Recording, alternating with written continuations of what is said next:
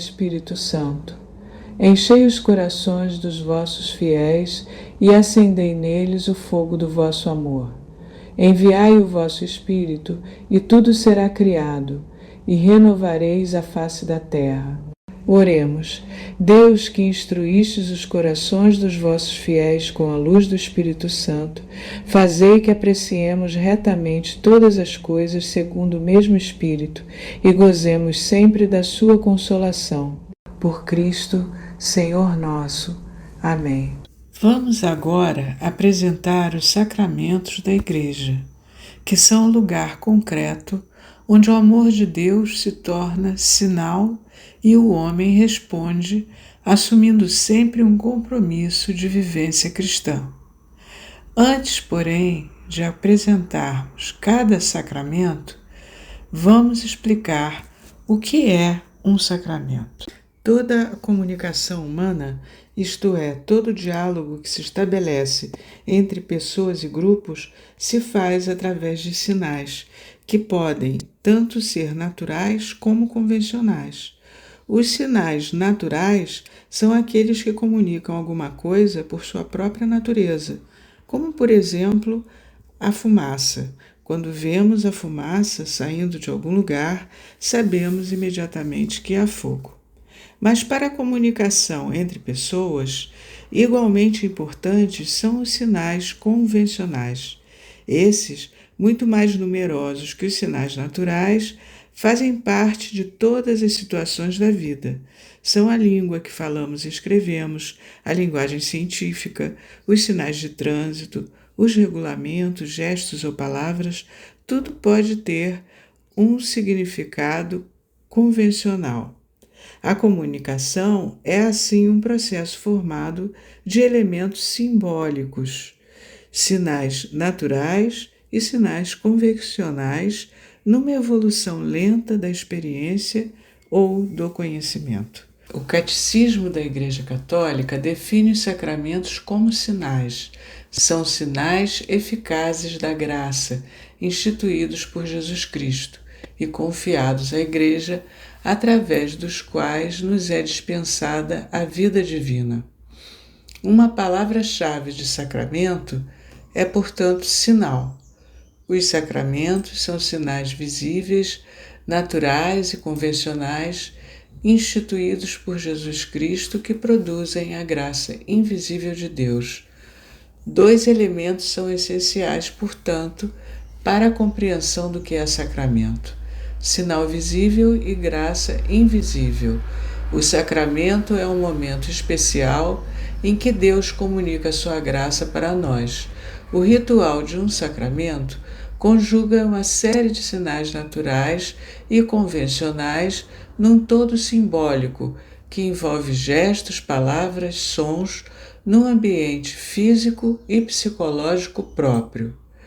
As pessoas participantes dos ritos são chamadas a se preparar para se concentrar no significado do rito. Ele marca a passagem da graça e a comunicação do Espírito Santo. O ritual sacramental, tendo esse forte teor simbólico, precisa ser conhecido e compreendido à semelhança da língua, que nós compreendemos quando a conhecemos. A linguagem sacramental, com seus ritos, gestos e símbolos, precisa ser entendida para melhor ser valorizada. Em uma definição clara da Igreja, os sacramentos são sinais eficazes da graça, instituídos por Jesus Cristo, confiados à Igreja, através dos quais nos é dispensada a vida divina. Por isso que dizemos que o sacramento é um sinal sensível e eficaz, sensível por todos os elementos do rito que podemos ver, ouvir e sentir, e eficaz porque promove uma transformação da pessoa que o recebe, pela doação da graça de Deus. Ouçamos 2 Pedro, capítulo 1, versículos de 3 a 4. O poder divino deu-nos tudo o que contribui para a vida e a piedade, fazendo-nos conhecer aquele que nos chamou por sua glória e sua virtude. Por elas, temos entrado na posse das maiores e mais preciosas promessas, a fim de tornar-vos por esse meio participantes da natureza divina, subtraindo-vos à corrupção que a concupiscência gerou no mundo. Para se comunicar com os homens, Deus se torna sinal. É assim no Monte Horebe. Deus aparece a Moisés numa chama de fogo, no meio de uma sarça que não se consumia, para se comunicar com Moisés. Ao profeta Elias se apresentou em forma de uma brisa suave. Ouçamos 1 Reis, capítulos 19, versículos de 9 a 13. Chegando lá, passou a noite numa caverna. Então, a palavra do Senhor foi-lhe dirigida. Que fazes aqui, Elias? Ele respondeu: Estou devorado de zelo pelo Senhor, o Deus dos exércitos. Porque os israelitas abandonaram a vossa aliança, derrubaram os vossos altares e passaram os vossos profetas a fio de espada. Só eu fiquei e querem tirar-me a vida. O Senhor disse-lhe: Sai e conserva-te em cima do monte, na presença do Senhor. Ele vai passar. Nesse momento, passou diante do Senhor um furacão, tão violento que fendia as montanhas e quebrava os rochedos, mas o Senhor não estava naquele vento. Depois do vento, a terra tremeu, mas o Senhor não estava no tremor de terra.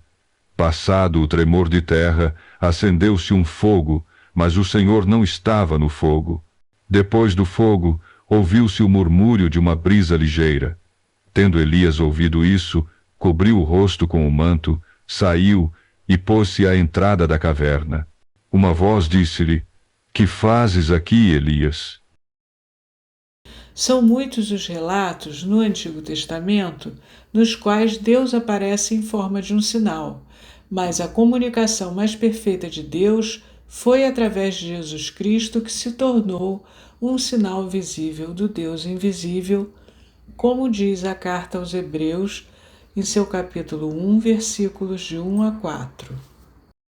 Muitas vezes, e de diversos modos, outrora falou Deus aos nossos pais pelos profetas. Ultimamente nos falou por seu Filho, que constituiu o herdeiro universal, pelo qual criou todas as coisas. Esplendor da glória de Deus e imagem do seu ser, sustenta o universo com o poder da sua palavra. Depois de ter realizado a purificação dos pecados, está sentado à direita da majestade no mais alto dos céus, tão superior aos anjos quanto excede o deles o nome que herdou. Jesus, sinal visível, nos revela o Pai invisível. Por isso, ele é sacramento do Pai. Ele está sempre presente na sua igreja, sobretudo na realização dos sacramentos. Essa presença é tão real que podemos afirmar que quando alguém batiza, é Cristo que batiza. Quando um sacerdote celebra a Eucaristia, é Cristo que repete as palavras da última ceia. Em cada sacramento, o sacerdote suplica ao Pai que envie o Espírito Santo para que, pela ação de Cristo, se concretize o acontecimento salvífico. A Igreja, por sua vez, é sacramento de Cristo, um sinal visível instituído por Cristo que produz a graça de Deus invisível. A Igreja é um corpo visível, sinal da presença de Cristo. Ela revela essa presença e por isso podemos dizer que ela é sacramento. Ela é uma realidade visível que revela e comunica a Deus invisível. A Igreja é um sinal da íntima união dos homens com Deus e é também sacramento da unidade do gênero humano, pois na Igreja há a congregação de todos, embora ainda um desafio e tarefa para o futuro. Ouçamos 1 Coríntios, capítulo 12, versículos de 12 a 14.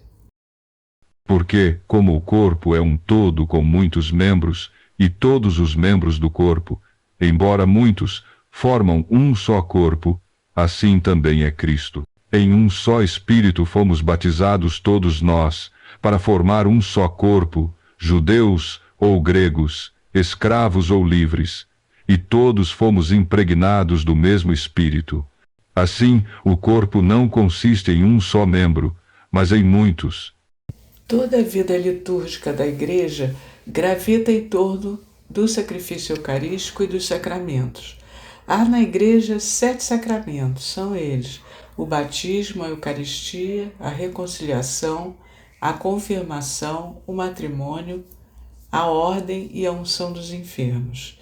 Fiéis à doutrina das Sagradas Escrituras, às tradições apostólicas e ao sentimento dos padres da Igreja, professamos que os sacramentos foram todos instituídos por nosso Senhor Jesus Cristo. Jesus Cristo, que não apenas conhece a pessoa humana, mas teve a experiência de viver a vida humana, instituiu um sacramento para cada um destes momentos decisivos. E a Igreja, formada por homens, que está exatamente a serviço do homem todo e de todos os homens, celebra os sacramentos precisamente dentro da realidade existencial de cada pessoa. É claro que será necessário ter sempre presente que os sacramentos foram instituídos por Jesus Cristo, são celebrados pela Igreja, mas a serviço da pessoa humana, que assim busca a sua comunicação com Deus e recebe dele as graças necessárias para a sua vida. A Igreja é a reunião de todo o povo de Deus, unido na mesma fé e no mesmo batismo, e tem como missão revelar e testemunhar a presença invisível de Cristo no mundo. Os 7 sacramentos atingem todas as etapas e os momentos decisivos da vida do cristão, dando à vida de fé origem e crescimento, cura e missão, com certa semelhança entre as etapas da vida natural e da vida espiritual. Os sacramentos são agrupados em 3 categorias, como vemos na tela. Primeiramente, os 3 sacramentos da iniciação cristã: batismo, primeira comunhão e crisma ou confirmação. Em seguida, os sacramentos de cura, penitência ou confissão e unção dos enfermos. E, finalmente, os sacramentos que estão a serviço da comunhão ou da missão dos fiéis, que é a ordem e o matrimônio. Essa disposição permitem ver que os sacramentos formam um organismo no qual cada um tem seu lugar vital. Todos nós sabemos que há momentos em nossa vida muito importantes. É o caso do nosso nascimento. Todo o complexo que envolve a vida intrauterina, o acompanhamento pré-natal, a acolhida numa família, fazem parte desse momento antropológico designado por nascimento. E o batismo, assim como na vida natural, representa o nascimento para a vida cristã. Jesus começa sua vida pública depois de se batizar por São João Batista no Rio Jordão. Ouçamos Mateus capítulo 3, versículos de 13 a 15. Da Galiléia foi Jesus ao Jordão ter com João, a fim de ser batizado por ele. João recusava-se. Eu devo ser batizado por ti e tu vens a mim. Mas Jesus lhe respondeu: Deixa por agora, pois convém que cumpramos a justiça completa. Então, João cedeu.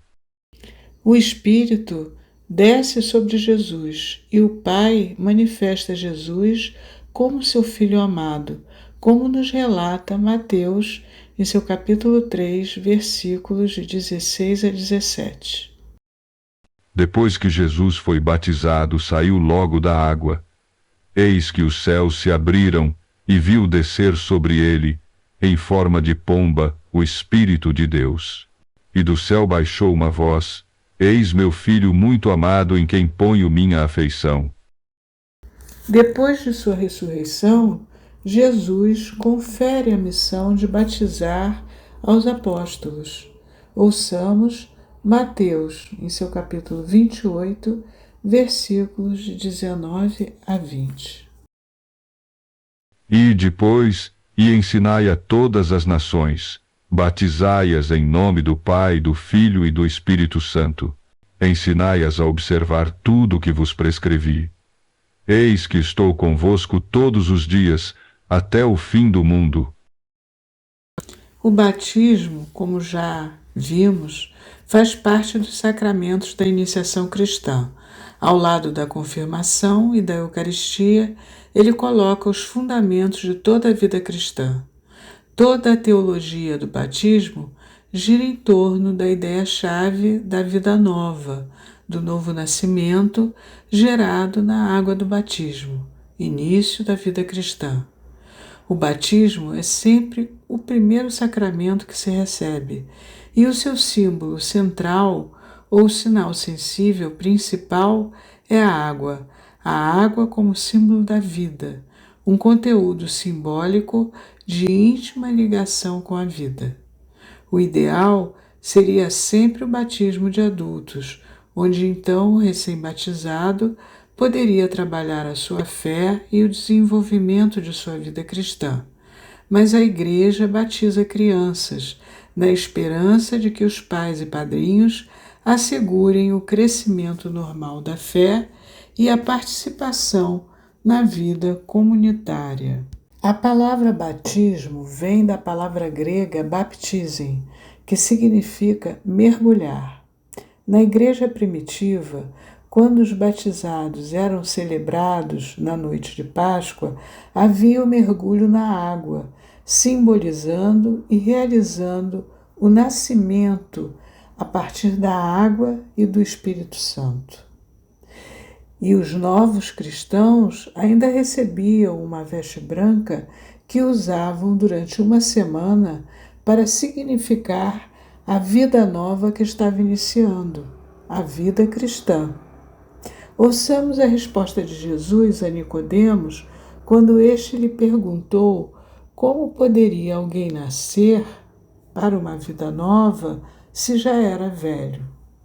João, capítulo 3, versículos de 4 a 5. Nicodemos perguntou-lhe: Como pode um homem renascer sendo velho? Porventura pode tornar a entrar no seio de sua mãe e nascer pela segunda vez? Jesus respondeu: em verdade, te digo, quem não renascer da água e do Espírito não poderá entrar no reino de Deus. Desde a origem do mundo, a água é a fonte de vida e de fecundidade.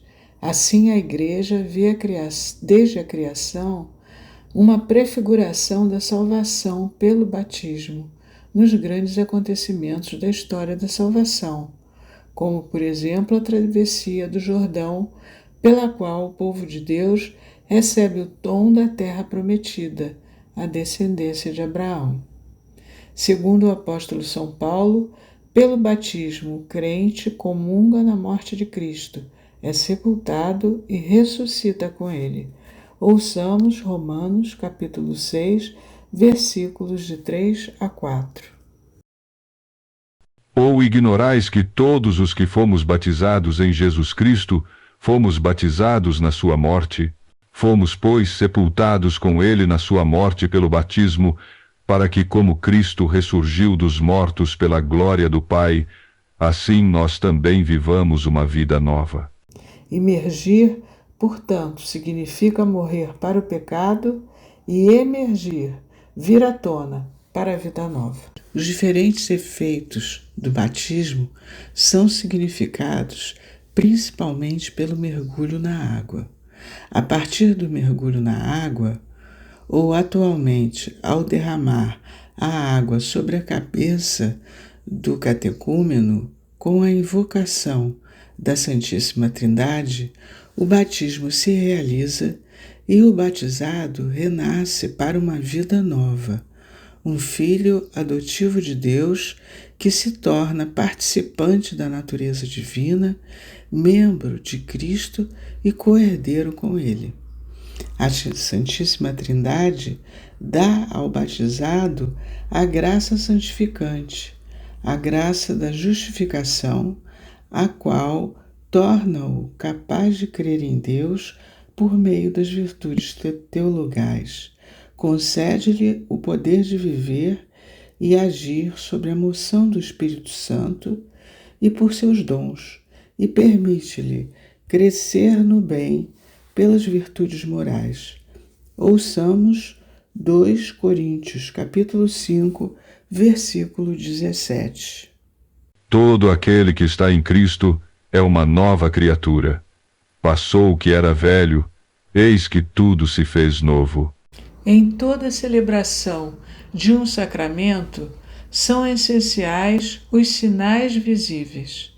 Assim também no batismo, há um rito essencial que consiste em mergulhar na água o candidato ao batismo, ou em derramar a água sobre a sua cabeça, pronunciando a invocação da Santíssima Trindade, isto é, eu te batizo em nome do Pai, do Filho e do Espírito Santo.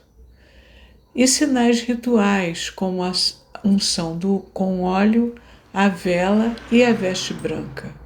A unção com o santo crisma, um óleo perfumado e consagrado pelo bispo, significa o dom do Espírito Santo ao novo batizado. O batizado torna-se um cristão ungido do Espírito Santo e incorporado a Cristo. A partir desse instante, o novo cristão se torna participante da missão sacerdotal, profética e régia que a Igreja recebeu do próprio Cristo. Ouçamos 1 Pedro, capítulo 2, versículos de 6 a 10. Por isso lemos na Escritura: Eis que ponho em Sião uma pedra angular, escolhida, preciosa. Quem nela puser sua confiança não será confundido. Para vós, portanto, que tendes crido, cabe a honra. Mas para os incrédulos, a pedra que os edificadores rejeitaram tornou-se a pedra angular, uma pedra de tropeço, uma pedra de escândalo. Nela tropeçam porque não obedecem à palavra, e realmente era tal o seu destino. Vós, porém, sois uma raça escolhida, um sacerdócio régio, uma nação santa, um povo adquirido para Deus, a fim de que publiqueis as virtudes daquele que das trevas vos chamou à sua luz maravilhosa. Vós que outrora não éreis seu povo, mas agora sois povo de Deus. Vós que outrora não tinhais alcançado misericórdia, mas agora alcançastes misericórdia. A vela acesa no círio pascal significa que Cristo ressuscitado ilumina o recém-batizado, que deverá ser a luz do mundo. Ouçamos Mateus em seu capítulo 5, versículos de 14 a 16. Vós sois a luz do mundo. Não se pode esconder uma cidade situada sobre uma montanha, nem se acende uma luz para colocá-la debaixo do alqueire, mas sim para colocá-la sobre o candeeiro, a fim de que brilhe a todos os que estão em casa. Assim brilhe vossa luz diante dos homens, para que vejam as vossas boas obras e glorifiquem vosso Pai que está nos céus.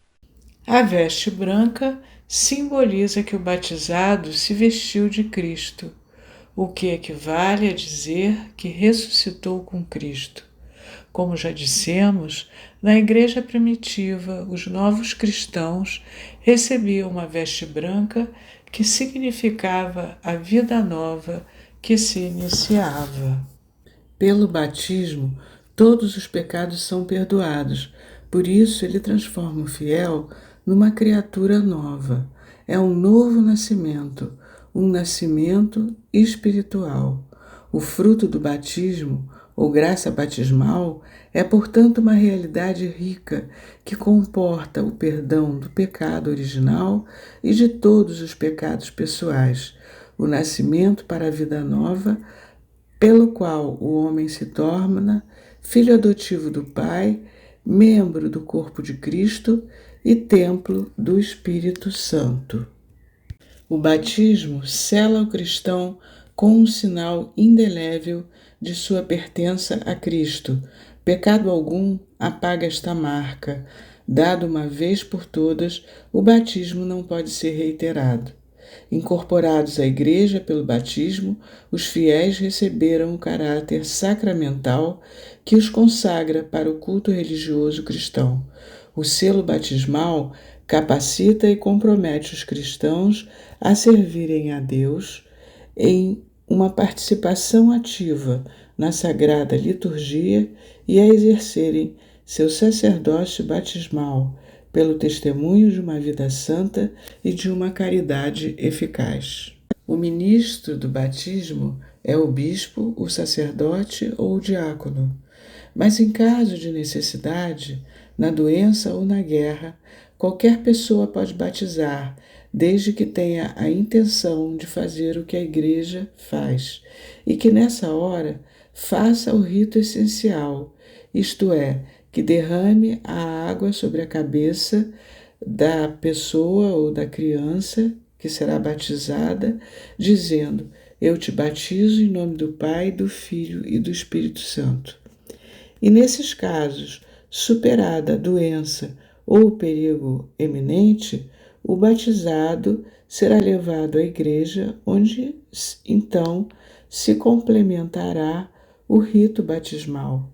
O verdadeiro batismo já foi feito e não há necessidade de repeti-lo. Agora podemos comentar e esclarecer as dúvidas da aula de hoje.